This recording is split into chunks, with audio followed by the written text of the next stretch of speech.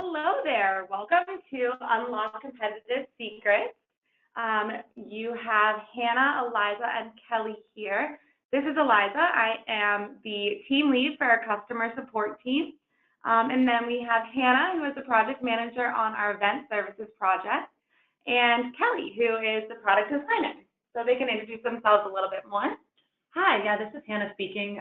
Appreciate everyone joining the webinar. We're really excited to share some of our industry secrets and talk a little bit about how social tables can pave the way for that.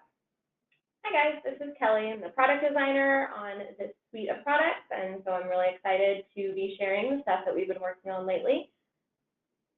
Great, so we'll jump right in. So here we have our helpful tips for getting started. You'll want to make sure that you know where the chat box is. That should be on the right-hand side of your screen to ask questions as they come up during the webinar, and we'll be sure to answer those as we go or get to them all at the end. There's no need to take notes. We will send you a full email or recording via email once this webinar is over. And if you have any further questions, please feel free to email us at hello@socialtables.com. Great, so here's our agenda for the day. First, we want to go over a few seating secrets 2019. Then we're going to have a product demo, which will show you our new attendee management software product. And then we'll go into any questions that you have, ones that we've previously received, and then any that come up over the webinar. And then we will get to our concluding thoughts. So to jump right into competitive secrets, I'm going to let Hannah take the lead on this one. Yeah, so hi guys. So secret number one, phones can be event kryptonite. So phones, as we're seeing, American adults are spending way more time on their phones. And as a consequence, some professionals are thinking that phones will play an even bigger and larger role in events going forward, which is something that we actually disagree with. And the reason why is face-to-face events are really here at Social Tables what we strive for, and phones tend to ruin events. So if you can think about a time that you were at an event and either were distracted because your phone was within reach and you got the pull to maybe check your email, check social media, you're not exactly paying attention to the speaker and the people around, or conversely, if you have someone else next to you that's not paying attention, it can be distracting as well. So that's why we believe that phones on the whole aren't exactly very conducive to networking. What we're seeing here is that the vast majority of event participants cite networking as the main driver when deciding whether or not they should attend an event. So that networking component is incredibly important for those event participants, and with phones detracting from that, that adds a bit of a conflict of interest. So that being said, what can you do? So try to discourage people from being on their phones and encourage them to be networking. So a great example of how to make this happen is something like PPA Connect Live, which is a one-day networking event for business, media, and consumer magazine professionals, where you can get groups of attendees around different roundtables, and they'll facilitate different conversations to encourage people to have those face-to-face discussions and network so that they get the most out of your event. Great. So we have our second secret here. Hyper-specific seating is in. So this really relates to how you're physically seating your guests for an event to make sure that the event goes off as smoothly as possible and people are seated in areas that are most conducive to their networking and the kind of function of your event. So you'll see here that 96% of event professionals that we recently surveyed believe that events are expected to be more personalized than ever. They want you to consider the guests that you're bringing, the people that you're in relation with, the people in your immediate network, things like that, while you're making those seating changes and adjustments throughout the event planning process. Strategic seating isn't new, but the information-rich technologies, event professionals are getting more specific and nuanced than ever. So people are able to find out more information about their attendees and seat them based on that information. You'll see also that we have some examples here as to when this can really be applicable. So say you have some parents with young children, you'll want to seat them near the exits or the bathrooms so that getting up in case of a tantrum or something like that doesn't impact your event. Seating journalists near outlets so that they can charge their computers and their devices. Seating people, if there are any expected arrivals, late arrivals, to seat them near the back so that people won't disrupt the entire presentation. I think Hannah also has a good story in relation to this one. I do have an anecdote about this. So I was actually recently at an event, a product conference, which is very fitting because, again, I'm the product manager for Diagram Seat and Check-In, and my flight was going to be delayed, and it's something I let them know about. And what would have been very convenient and least disruptive of an experience for everyone is if I could have just snuck in the back.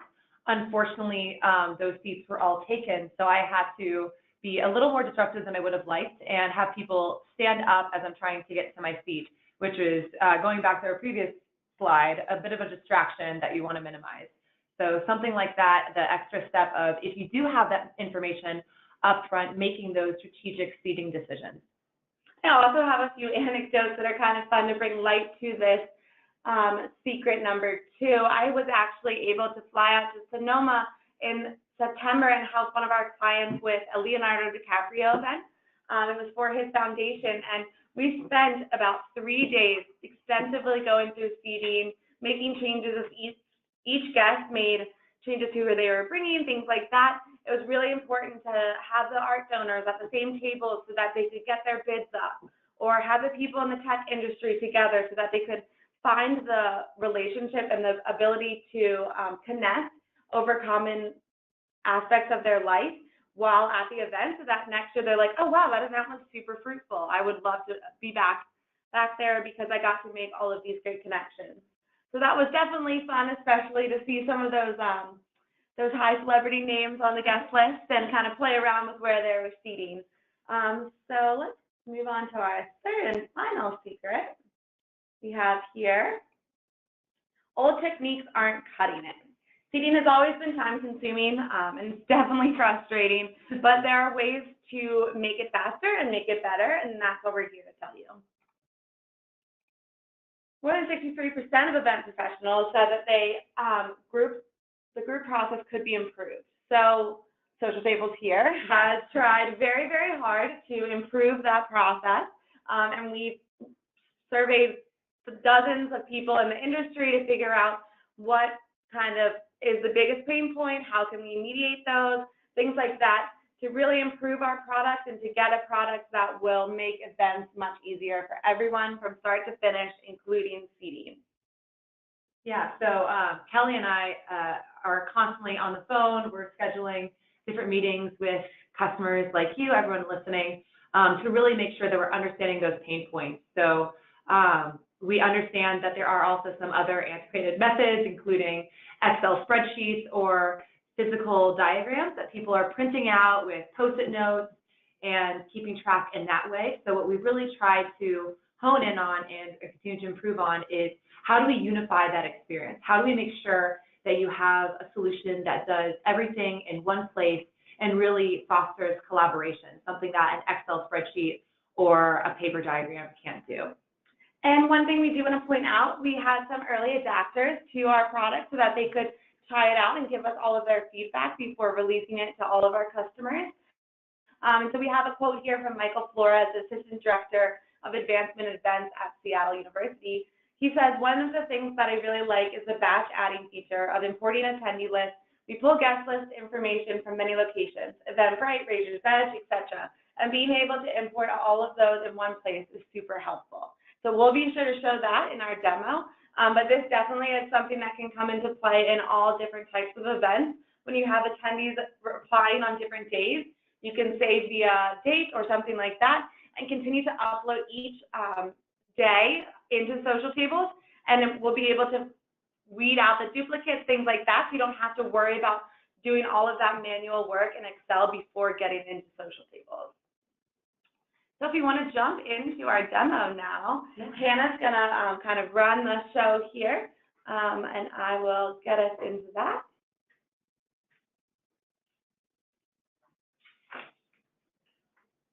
I'm very sorry. There's some more slides. I don't want to leave you information less. All the secrets, Alexa. You have to give them all the secrets. I know. Okay. So our improved attendee management tools. Yeah. So based on the feedback, like we mentioned, Kelly and I and the entire team have been really digging into some of the needs in this industry, and what we've identified as some of the top seating pain points and solutions that we would like to offer are that attendee lists always need to be accurate and up to date across users and devices. Day of the event, we get that changes happen in real time, and you have a lot of people at times helping with these events. So you need to make sure everyone has up-to-date information no matter where they are or what device they're using. You also need an easy way to ensure that every attendee has the right experience, from what table group they're sitting at to what meals they're going to have. And then lastly, that you guys need a simple way to know where everyone is sitting and make adjustments on the fly. So going back to how the only constant is change itself, how many times have you been at an event where someone shows up that was unexpected or you have to move people around? So being able to make those changes quickly and effectively. Great. And you'll see that we have divided things up into 3 pillars of attendee management. So you have the ability to easily upload and verify all of your attendee information. You then have the option to make bulk edits and display all of the information you need in an expanded list view that really reflects all the work you've probably done in Excel previously. So it's really easy to pick up for new users, things like that. And then manage attendees while diagramming from the left-hand panel. This is the best for visual seating, so you can have your guest list on the left-hand side and drag and drop your guests so that you can see specifically who is at each table and where they're seated.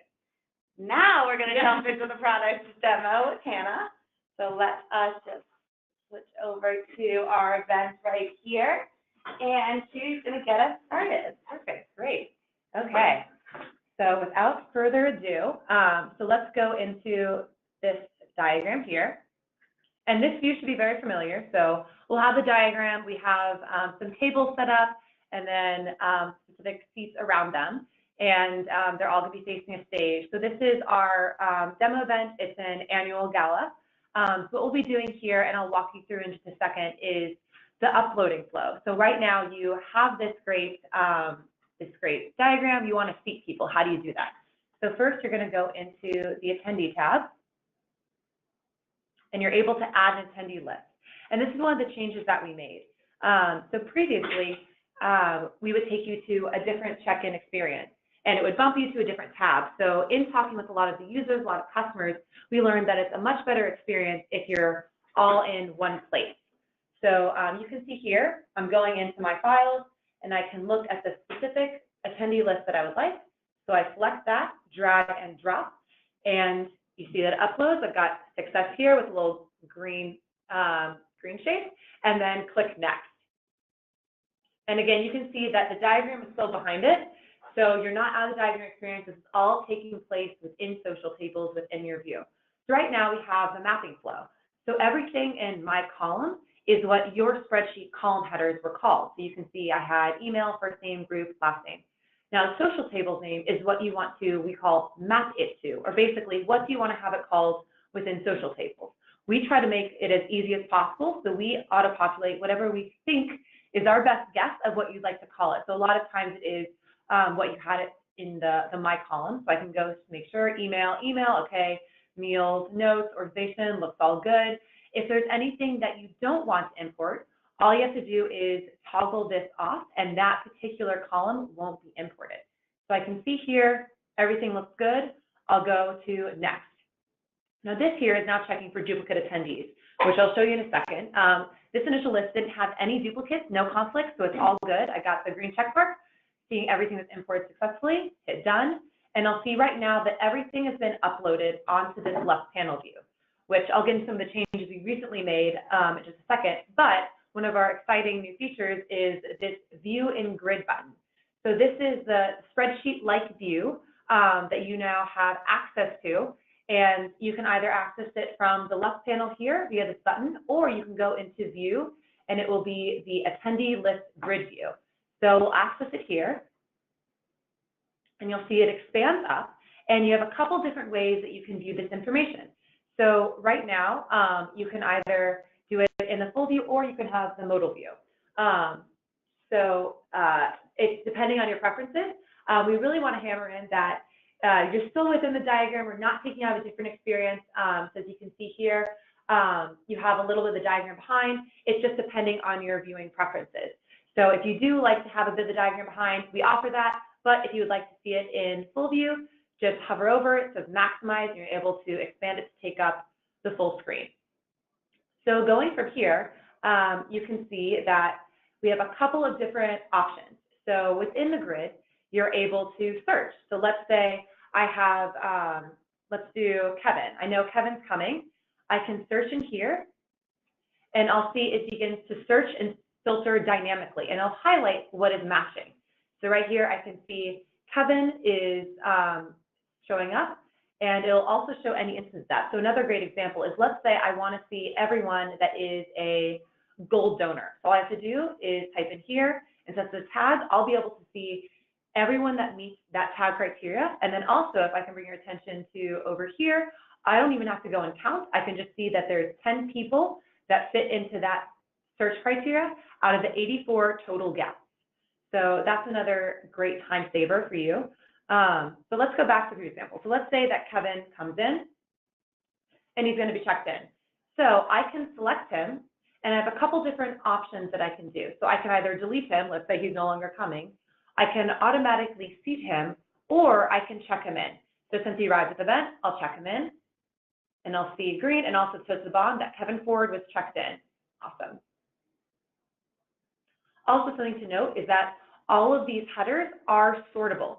So to sort them, all you have to do is click on the header, sort in ascending, descending, or unsorted order. So you can do that however you would like. So for example, if you do prefer to do that by last name, or if you want to see all the tags and meals in some order, you can do it like that. So it visually just makes them into distinct categories, so you can easily view the information in whatever way that you would like. And that sorting also, again, applies to something like the tables, the seats, notes, or if you have a custom field. So going into custom fields, let's say that I realize, oh no, I need another column that I want to call VIP. I really want to know which of these attendees are VIP users. Instead of having to go back to your spreadsheet, add that column, and re-upload it, we make it very easy for you to go ahead and do that here. So all you have to do is either press this plus button, or there's an icon off on the top, and you can do create custom field. I create VIP, and I'll see it come up there. Perfect. Another way you can do that, as I mentioned, is from these icons. And if you ever have any questions of what that icon is, all you have to do is hover over it, and it'll show you that text as well. So as I mentioned, we have tags, which a lot of people use to denote specific characteristics about attendees. So for here, we were doing different donor levels. So right now, they're defaulting to gray, which isn't very exciting, but that's because we give you, the user, the ultimate power in that you can edit this. So to edit this, you click into the text of the tag and select the little pencil icon here. I can see bronze donor, and let's make them yellow. Save it. And it will go ahead and update not only that tag, but all other tags. And I can also do that with meals as well. So for example, we hear a lot of times that veggie is green. So if I click into here, click veggie, green, save, and it'll update. So you can do that with colors as well. You can also change colors or edit them, or you can also create a new tag. So let's say here I realize that I have a new tag. Let's give it, what's another color? What is it? Platinum, yeah, platinum. So I add it. You can go see here that I gave Katie Black that platinum level, and then I'm also able to add it from here as well. So I can give any other person that platinum tag. So that's a lot of new capabilities you have with tags and meals for better organization. You can also make different seating decisions. So one thing, obviously, that's really important with uploading the attendee list if you have seated events is being able to organize them in a strategic way. So with the new attendee manager, with this grid view, we try to make that as easy as possible. So to do that, let's say I want to see Yelchin. So Yelchin here, I can either click into the drop down for the table name, and I'll see all the table names that I've uploaded. So I went ahead and named the tables. So let's say I want to seat him at Malibu. Malibu will then update. I don't have to worry about remembering what that table number is. We got that for you. And it'll go ahead and seat him at the next available seat at that table. So I can also do that with auto seating. So let's say I want to select both Daniel and Michael.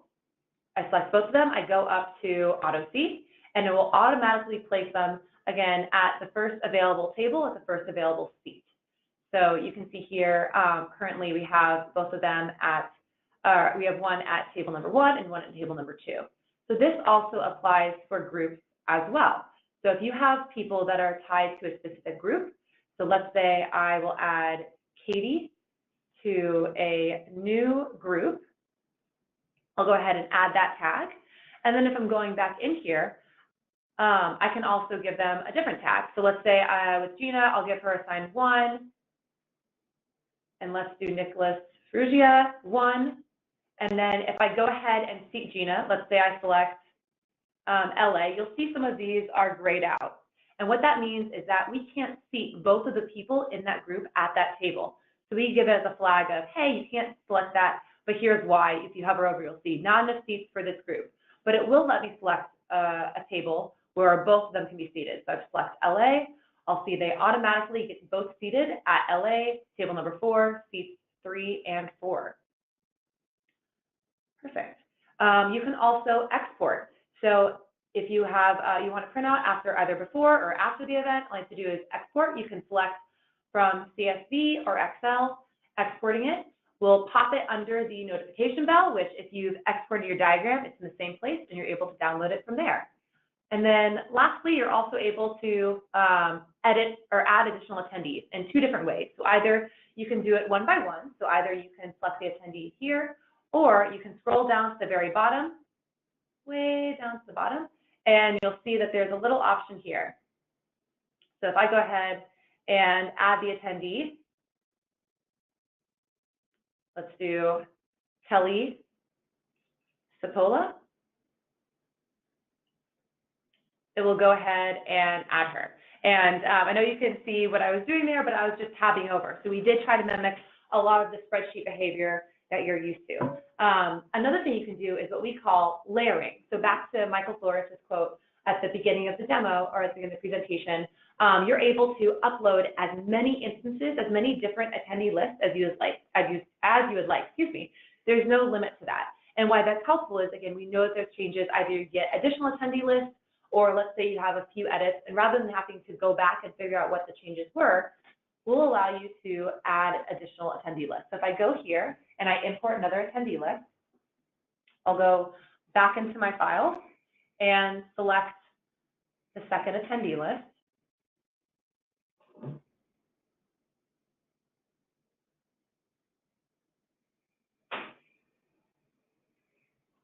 Perfect. And so you can see here that here's the mapping flow again. And if I go ahead and click next, it checks for duplicate attendees. And this is what I mentioned and highlighted briefly earlier, but if there are duplicate attendees, we bring that to your attention. So you can either merge these records. So if there is no conflicting information, we'll just go ahead if you want and make it the same person. So let's say I have 2 instances of Kelly Sapola, and they have the exact same information. You don't necessarily want the duplicate. So you can go ahead and say, yes, merge. So we'll then try to merge the information, but if there's conflicting information, we'll say, hey, there's some new information. Would you like to review the information or just continue to merge? So let's say I want to review the information, and we'll go ahead and call that out. So a great example here, remember I added platinum to Katie. So I'll see that here's the old, here's the new, and the new tag is empty. So I can either select that I want the old entry or the new entry, or to keep both entries. Then I can go to the next one. I'll see that organization is different here. So Gina Evans, organization Facebook, but I also have Gina Evans works at Pinterest. Oh, that's right, I updated it, so I'll keep the new entry. And then Sarah Curry, we'll see again, there's a platinum tag. So let's say I keep both entries because it's actually 2 different people. So then you're able to go to the next entry. and click out of the flow, and I'll go ahead and import that on top of it. Perfect. So now going back into the original experience, going back into our diagram, I'll minimize this right above these totals. So again, we called out the total and then how many people are checked in. So I go here and I minimize it, I collapse it. It will go all the way back down to the bottom of my screen. And I'll highlight some of the changes we made to the left panel. So with the left panel, we talked to users, we heard that the visibility wasn't exactly the most optimal because it's a little bit darker of a color. So our wonderful designer here, Kelly, works on improving some of the visual elements of these cards. So now they're a light background, which makes it very easy for you to see information about them. So I can see Katie Polito, project coordinator, social tables, and any tags that are associated with her. And something to call out also is that anything that you did within the grid, all those actions I was taking, if I was seating someone, checking someone in, giving them new tags, that's all automatically real-time synced to information both in the Flex panel or if you have the check-in app as well. So you'll see here, I've got Katie Polito. If I want to go ahead and edit her, I can click on these three little dots here, edit attendee, and I'll get a little pop-up, and I can add a photo of her if I'd like, or I can go ahead and give her all the same information I did for the grid. This is great if you have more one-off decisions that you want to make. The grid is very helpful for some of those bulk decisions that you want. So with Katie Polito, let's say I want to seat her at table 5. I can select her, and I will drag her out, and I can seat her at the table. And you'll see now that she is highlighted in that green color. I can also check her in. Let's say here, I go down to check in. I'll check her in. And I'm also able to edit particular items within the diagram. So I'm able to do all these toggles here. So if I want to see the attendee names around the tables, I can do that. I can also see empty seats and call that out as well, or different meals and tags. I can highlight that all here. So that is some of the seating interactions that you can do. You can also provide a table report if you would like to see a breakdown by table of who is sitting at what, at which table, and information about them by going to File, Export the table report, and you'll be able to select different information that you would like about them. You can go ahead and export that, and you'll be notified when it's complete as well. So other things to call out, you can hover over different tables, and you'll see those that particular table highlighted, which is very helpful. You can change and move around different attendees. So if I want to move these people that are in a group together to Hollywood table, I can drag them. So there's lots of different options that you can have for making those decisions. And again, it's very dynamic and everything's syncing. So if I were to go back into the grid, all that information would be there. So now I think we can go to the, I just want to show one more feature that I was just watching while you were doing this. So I know I come from an events background, so I know sometimes guests will come as a group, with their entire company or with all their sponsors, things like that. So as Hannah showed that you can search by, I could type correctly, search by a tag. You can also make bulk actions to something, so you can bulk check in this group if they were to all show up at the same time and say, say that wasn't Gold Donor, but that was Goldman Sachs. They were under the same company. You could just go here and check in, and it would check in all of your guests. So that's really helpful when you're making those, when you have big groups of people come at once, to make more actions faster than we've been able to in the past. You can also delete them or seat them. So if you wanted to seat them at a specific table, you could easily just auto-seat, things like that. So now I think we're going to go into showing how to seat with theater seating. So we got a couple questions before, so thank you to those people that asked us those questions. So a lot of the questions are around theater seating. So I wanted to do a particular example around theater seating and how you could do that. So we created another event that is the Tech Talent Speaker Series. So what you can do here is you'll see the setup. you'll see that I have some theater style seating. And to go in, it'll be a similar flow. So I go in here and add an attendee list. I do want to reiterate while we're uploading this attendee list that it's still only one guest list per room. There is that layering effect, so that really helps with adding your updated guest list and things like that. But we currently, that's what we're doing. That's why we use a different event to upload this guest list. So we'll upload this again, and let's click here. It's all uploaded, and next, again, the same workflow. Yes, and going back, again, as I mentioned, you can toggle off specific elements. So let's say I don't want group or I don't want table number. I can go ahead and toggle that off and proceed through the flow. So it'll be similar, check for duplicates. There's no duplicates in this one. And I'll see that all attendees were uploaded successfully. Hit done.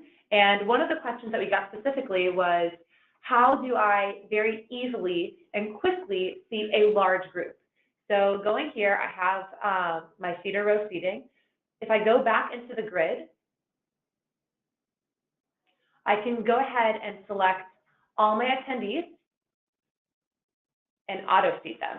If I auto seat them, you'll see that information begin to populate. So I'll see that those attendees were seated. Now, if I go back into the diagram, you'll see that all those people were seated.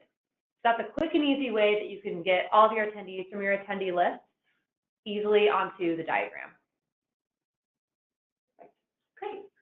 You can also do the same workflow as you could do with tables where you could individually drag and drop your guests, things like that. So it all kind of behaves the same way, but we just wanted to give a quick overview of kind of how you can do that for theater seating. Great. So now if we jump back to our presentation here, we can go into the some quotes from our users that have really loved this new tool, and I'll read them out for you. But people are so used to working in Excel, and when it's suddenly the day of the event, it's so much better to work in something that looks so familiar instead of figuring out a brand new experience. So that is something that one of the biggest pieces of feedback we've really received is that people would love to kind of streamline their process and not have to learn lots of different ways of doing something. So as Hannah mentioned, you know, the tab workflow or entering down, things like that are all things that you should be used to if you've worked in Sheets or Excel, things of that nature. The features are fantastic and will greatly reduce the time it takes us to seat and manage our guests.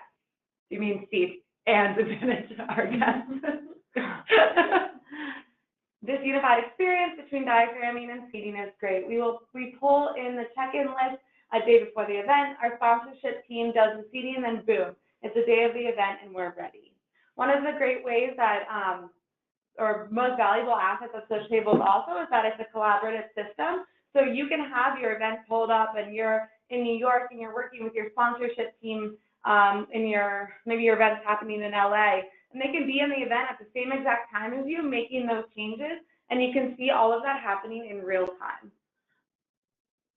Lastly, I really enjoy the new tag editing system and the fact that the software automatically filters out tables that don't have enough seats for a group is very helpful. I would reiterate that fact. It helps so you don't have to necessarily look at the full diagram, but you can go through your spreadsheet and say, oh, okay, I know I have 10 people. I want them in the back row, so that's 30. So what tables open in the back row? Things of that nature kind of helps you go in and out of different views less frequently. Great, so now we are wanting to just let you know that this is available in your accounts now. Yes. You can opt in to the attendee management features. You'll see a box populate in your account that looks like this. You could have probably seen that previously. Don't worry, it will come back. And you can then get access for yourself and encourage your teammates to get access for the rest of your account as well. Yeah. So like Eliza mentioned, we're really excited about this. This is a feature that we've been beta testing for a little while now to make sure that we're getting feedback, working out any kinks, make sure that we solve the right problems, going back to those those 3 initial secrets, which is some of the quotes that we're hearing, which is really exciting from those initial beta testers. But going into the opt-in, that's something that we launched a few days ago, so on Monday. So you should be seeing that. To Eliza's point, if you saw it and you hit ignore, just because it was not a great time, don't worry, it'll come back. So you'll get another opportunity before everyone gets access to it. Great. Okay, so it does look like we have some questions, but before we get into those, we have some questions that we've already been asked. So Hannah and I are going to go over those. Yeah, this is great. So this is exactly kind of what we showed in the theater rows, but it's really easy. The function of this auto seat works with sections, rows, and chairs, just as it does with table number and chair number. So they function really seamlessly, and it really doesn't change the workflow at all. Is there an efficient way to seat groups as large as 50 to 150 people in theater seating? So similar as to what Hannah showed, you can either do that auto-populate of your entire guest list, or you could go through, if you had 50 people who all were in the same group and have the same tag, you could, again, filter their tag and then seat just them auto-seat. So that would be a really fast way to kind of differentiate between the groups in your in your guest list, but still seat them kind of really efficiently. Yeah, exactly. Or another point is that you can put them in a group, and going back to something as left panel, you could then drag out that group and seat them in a particular section. So we try to offer a number of different solutions for that. Okay, great. Is there a workaround that enables multiple 6-foot tables to be pushed up against one another to function like a single table and social tables? So in terms of rounds, you could minimize the columns and rows between the tables, but I think this probably is in reference to recs, a rectangle table. We have the classroom template, which allows you to push all of your tables together. So they will function kind of as individual tables, but look as one. So that's really helpful. Or you can use our aligned or staggered templates and draw out with a rectangle table. Yeah. But specifically on the table reports, if you do use that feature and you're hoping to get those multiple tables pushed together, functioning as one, unfortunately, right now, currently, that's not something that we allow as a part of those table reports, but that is something that we're actively looking into. I'm looking for a better way to manage seating than a physical seating board. Well, then look no further than social tables. Yeah, as we mentioned, we've been talking to a lot of our users and trying to solve those pain points for seating. So we've offered a suite of tools to help manage that. Great. Tips for managing RSVP lists, particularly with tags and custom fields. Here I would say one great thing that you can do is say you received all of your information from your sponsors and everything about the people at their tables, all in a notes field. You could then transfer that notes field and assign that to different tags. So if they, were arriving late, or they had a +1, things like that, you can put in all of that information in social tables to visually see it in one place, and then kind of make actionable features of that guest. So if you have it as a tag, you can search by that tag and see all of the people that fall under those kind of parameters. Okay.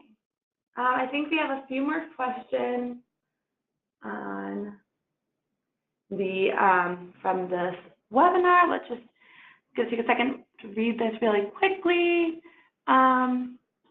Has there been any improvement to names listed next to their seats so they don't overlap? Great question. This is feedback that we're hearing. Currently, no, but again, that is something that we're actively looking into, and improvements for how seating information is displayed on the whole. So that includes attendee names, that includes things like how do we show meals and tags and stuff like that. That highlight feature that Hannah did show, though, is really helpful when you're trying to look at one specific table. If you just click on that table, you'll be able to only see those names, so you can have them kind of pull out of the rest of the names.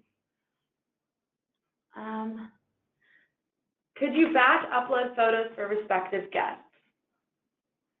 This is definitely some feedback that we've received before. It's kind of dependent on the ability to do that in an Excel sheet as well. But we know it's important. People use pictures more and more frequently, so that's definitely something that our team is looking into for the future. Let's see. If you don't have the grid view button, that's probably because you might have missed the opt-in. As we said earlier, this will come back up. It's going to populate several times a week until everyone, once or twice, until everyone is in the new software system. So don't worry. You can also reach out to support if you really would like it turned on now, support@socialtables.com, and we'll be sure to help get it set up for your team or for your profile, kind of whichever you prefer. And also to that point, you might not see it, but you might have opted in. Just make sure that you add an attendee list. Once you add an attendee list through that import flow that I showed, you'll be able to see that grid view button. But also do check in that view menu. That will always be there. Will these changes be translated to the iPad check-in app? So there are some changes that are coming to the check-in app very shortly.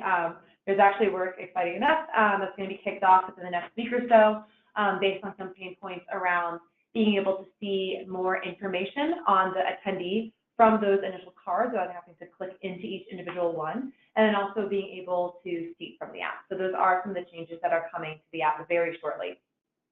Great, so here's a question. Can you have tables with a different number of people on it? For example, most of the tables are tables of 8, but if I need a table of 9.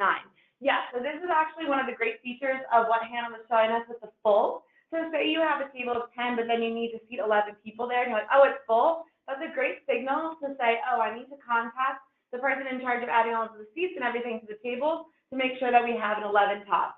In the software, physically, it's really easy. You just click on the table, and on the right-hand side of your screen, you'll be able to adjust the number of chairs.